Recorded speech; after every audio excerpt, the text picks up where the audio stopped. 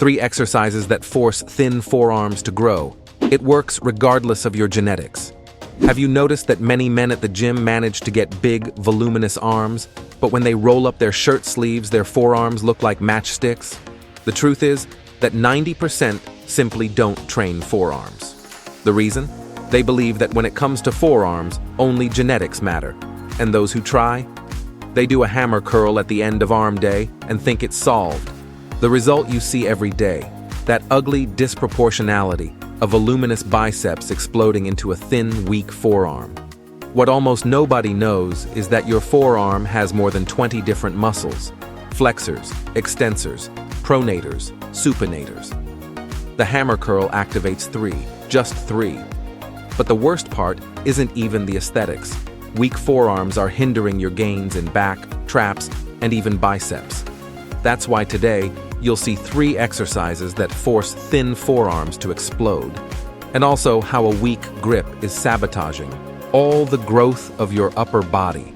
And yes, the exercises work even if you don't have or think you don't have good genetics for forearms. Before we start, please tell us in the comments your name and the city where you're watching our content from. We'd love to know. Reason number 1. Greater grip strength that transfers to everything. Weak forearms are the weak link that sabotages your gains. Studies show that grip strength is a limiting factor in 60 to 70% of compound exercises. Think about it. Your back can handle 10 reps with 220 pounds on rows, but your forearms can only hold the weight for 6 reps. You're losing 4 complete reps of stimulus in your back simply because you can't hold the bar. This happens in practically every pulling exercise: pull-downs, pull-ups, rows, deadlifts, shrugs, even bicep curls. Many people solve this temporarily by using straps, those support loops. The problem is that this keeps you stuck in this vicious cycle, because your forearms get even weaker from not receiving stimulus, creating total dependence on straps. It's like using crutches when you could be strengthening your legs.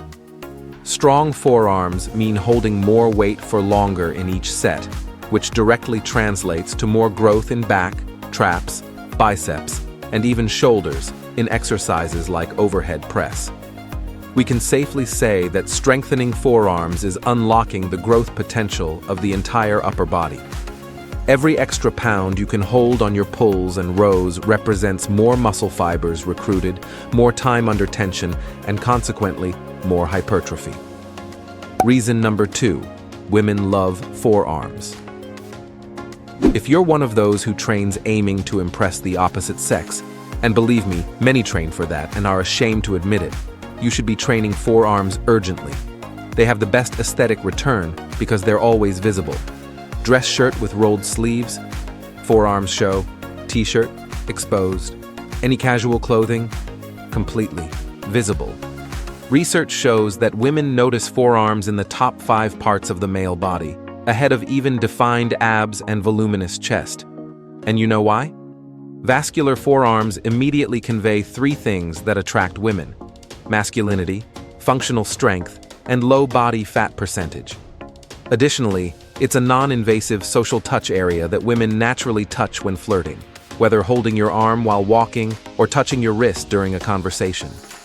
Thick vascular forearms give the impression that you're physically capable, that you work hard, and that you possess discipline. It's an instant visual signal of health and vitality. While chest and abs stay hidden under t-shirts most of the time, your forearms are in constant exposure. It's literally the muscle with the most screen time in your daily life, the business card of your physique that's always on display. Well-developed forearms also generate respect among other men at the gym, that silent recognition of those who train seriously. Reason number 3. Body symmetry and proportion. Forearms complete the physique's aesthetics in a way many neglect. The classic bodybuilding proportion establishes that the forearm should have 70 to 75% of the bicep's circumference. If your bicep measures 16 inches, the forearm should be between 11 and 12 inches.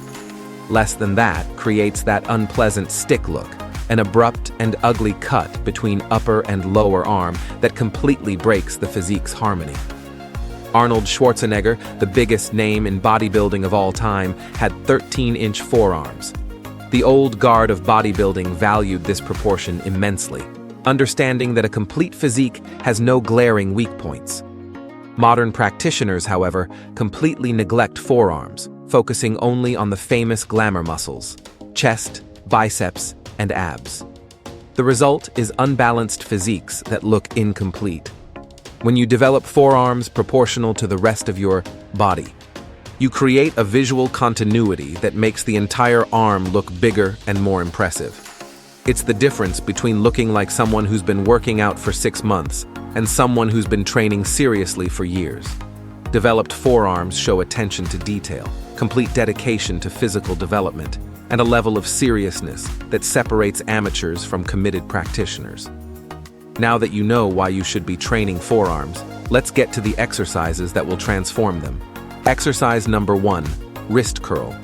The wrist curl is the fundamental exercise for developing the massive forearm flexors, those voluminous muscles that are on the bottom when you turn your palm up. This movement mainly works the flexor carpi radialis, flexor carpi ulnaris, and palmaris longus, which are responsible for the visible thickness of the forearm. To execute correctly, sit on a bench and rest your forearms on your thighs, leaving only your wrists and hands free beyond your knees. Hold a barbell or dumbbells with palms facing up. The movement consists of lowering the weight in a controlled manner, letting your fingers open slightly, and then closing your fingers while flexing your wrists upward with maximum amplitude. The eccentric phase, when you lower the weight, is crucial and should last 2 to 3 seconds. Many people make the mistake of using excessive weight and doing short, quick movements, completely losing the neuromuscular connection. As for sets and reps, the ideal is 3 to 4 sets of 12 to 15 reps, with perfect execution. Forearms respond better to higher reps due to the predominance of slow twitch fibers. Another common mistake is not allowing the fingers to open at the bottom of the movement, which drastically reduces amplitude and stimulus. Some also make the mistake of taking their forearms off their thighs, transforming the exercise into a bicep curl. Keep your forearms completely supported from start to finish. Contraindications include wrist tendinitis, advanced carpal tunnel syndrome, or recent injuries to the flexors. If you feel sharp pain during the movement, not just muscular discomfort, stop immediately. Exercise number 2, wrist extension. Wrist extension is often ignored, but is absolutely essential for complete and functional forearms. This exercise works the extensor muscles of the forearm, those that are on top when you turn your palm down. Developing the extensors not only balances the forearm musculature, avoiding disproportions and injuries, but also creates that three-dimensional vascular aspect that impresses. The muscles worked include extensor carpi radialis longus, extensor carpi radialis brevis, and extensor carpi ulnaris. To execute, use the same position as the wrist curl, seated with forearms resting on thighs, but this time with palms facing down. Hold the barbell or dumbbells and extend your wrists upward as much as possible, then lower in a controlled manner, until you feel complete stretching in the extensors. The secret is to keep your forearms completely immobile and work exclusively with the wrist joint. A very serious mistake I constantly see is using the same weight as the wrist curl. The extensors are naturally weaker than the flexors, so you'll need 30 to 40% less load. Using too much weight forces compensation with the shoulders and completely breaks the movement. Another mistake is doing the movement too fast, transforming it into a swing instead of a controlled muscular contraction. The ideal speed is 1 second going up and 2 to 3 seconds going down. Do 3 to 4 sets of 12 to 15 reps. If you have lateral epicondylitis, known as tennis elbow, avoid this exercise or use very light loads initially. People with wrist instability should also be cautious and possibly consult a physical therapist first. Before we continue, don't forget to subscribe to the channel. Having constant access to science-based information is what will make you progress with long-term health in the world of bodybuilding. Exercise number 3, reverse wrist curl. The reverse wrist curl is probably the most underestimated exercise for forearms, but is extremely effective for developing both the extensors and the muscles of the top of the forearm. Unlike traditional wrist extension, this movement is performed standing with arms extended, which recruits additional stabilizer muscles and allows working with complete amplitude. The exercise mainly targets the carpal extensors, but also intensely activates the brachioradialis, that muscle that creates volume on the upper outer part of the forearm and is visible when you flex your elbow. To execute correctly, stand holding a barbell with pronated grip, meaning palms facing down, with arms completely extended in front of your body. Keep your elbows locked and flex only your wrists upward, as if trying to point your fingers toward the ceiling. Lower in a controlled manner until you feel maximum stretching in the extensors. The beauty of this exercise lies in its ability to work the entire extensor chain in a functional position. The most common mistake is bending the elbows during the movement, which transfers part of the work to the biceps. Keep your arms straight from start to finish. Another mistake is using a grip that's too wide or too narrow. Keep your hands shoulder-width apart for optimal activation. Some people also make the mistake of using a straight bar, which can cause discomfort in the wrists. If you have access, use a W bar or EZ bar, which offers a more natural angle for the joints. Perform 3 sets of 10 to 12 reps with moderate weight.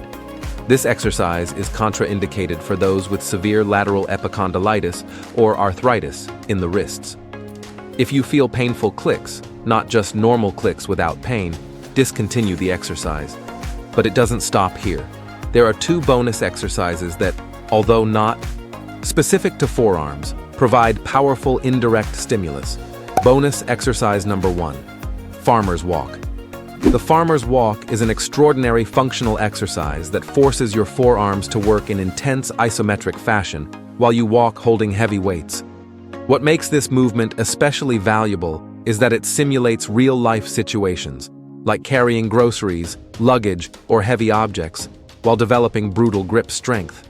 During the Farmer's Walk, you work the forearm flexors isometrically, which means they stay constantly contracted, fighting against gravity to not drop the weight. This creates a different stimulus from dynamic exercises, developing muscular endurance and long-duration grip strength. In addition to forearms, this exercise recruits traps, core, glutes, and practically the entire body for stabilization. To execute, grab heavy dumbbells or kettlebells, 1 in each hand, keep your shoulders back, chest open, and core contracted. Walk in a straight line, maintaining upright posture without leaning to the sides. The weight should be challenging enough that your forearms burn after 30 to 40 seconds of walking. The secret is to squeeze the grips with maximum force throughout the walk, as if trying to crush the dumbbell handles. Start with 3 to 4 sets of 30 to 40 seconds of walking, or approximately 50 to 65 feet. As you progress, increase the weight instead of increasing the distance too much. The main mistakes to avoid are curving your spine, which transfers stress to the lower back, letting your shoulders fall forward, losing trap activation and stability, and using too light a weight, which doesn't sufficiently challenge grip strength. Another common mistake is taking very long and fast strides, when the ideal is controlled and deliberate steps. This exercise is contraindicated for people with lumbar disc herniation, severe scoliosis, or untreated shoulder injuries. If you have chronic lower back problems, consult a professional before including this movement. Bonus exercise number 2, Hammer Curl.